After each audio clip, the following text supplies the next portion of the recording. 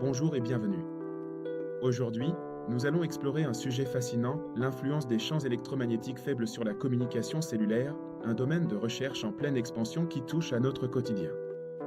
Ces champs, omniprésents dans notre quotidien, proviennent d'appareils domestiques comme les téléphones portables, des réseaux Wi-Fi qui nous connectent, et même de signaux naturels terrestres, créant un environnement électromagnétique constant. Mais comment ces champs invisibles, souvent de très faible intensité, pourraient-ils interagir avec les mécanismes complexes et délicats de nos cellules, qui sont le fondement de toute vie? Au cœur de la communication cellulaire se trouve la membrane plasmique, les canaux ioniques spécifiques et les récepteurs de surface, tous essentiels aux échanges d'informations et de substances avec l'environnement extérieur de la cellule.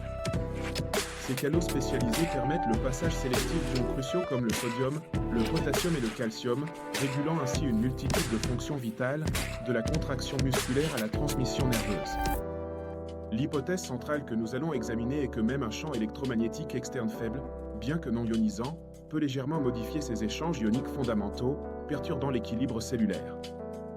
Plus précisément, ces champs pourraient influencer la signalisation calcique intracellulaire, un processus biochimique crucial qui agit comme un second messager pour de nombreuses réponses cellulaires vitales. Cette modulation du calcium intracellulaire pourrait potentiellement altérer l'expression de gènes spécifiques liés à la réparation cellulaire, un aspect fondamental de la capacité de la cellule à maintenir son intégrité et sa fonction. Pour illustrer cela de manière concrète, imaginons une expérience in vitro sur des cellules épithéliales humaines exposées à des SEM faibles, reproduisant des conditions environnementales courantes. Dans cette expérience, nous observerions une variation mesurable et dynamique du calcium intracellulaire, se manifestant par des courbes oscillantes caractéristiques sur un graphique en temps réel. Ce graphique animé montrerait clairement et visuellement l'impact direct des SEM sur la dynamique complexe du calcium à l'intérieur des cellules, révélant des changements subtils mais significatifs. Bien que l'effet observé dans de telles études soit souvent faible et transitoire, il pourrait avoir une signification biologique cumulative et à long terme pour l'organisme dans son ensemble, nécessitant une attention particulière. Des recherches supplémentaires approfondies sont essentielles pour comprendre les mécanismes exacts et les voies moléculaires par lesquelles ces champs interagissent avec nos systèmes biologiques complexes et interconnectés. Il est crucial d'élucider l'étendue réelle de leur impact sur la santé cellulaire, la fonction des tissus et l'organisme dans son ensemble, afin de mieux évaluer les risques potentiels.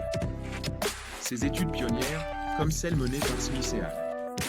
En 2022 ou Martinez et Zhou en 2023, ouvrent de nouvelles perspectives fascinantes sur notre environnement invisible et ses interactions biologiques.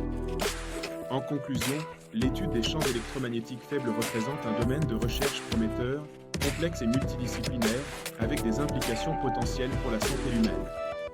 Leur influence subtile mais potentiellement significative sur la communication cellulaire mérite toute notre attention et des investigations continues pour mieux comprendre notre interaction constante avec le monde électromagnétique qui nous entoure.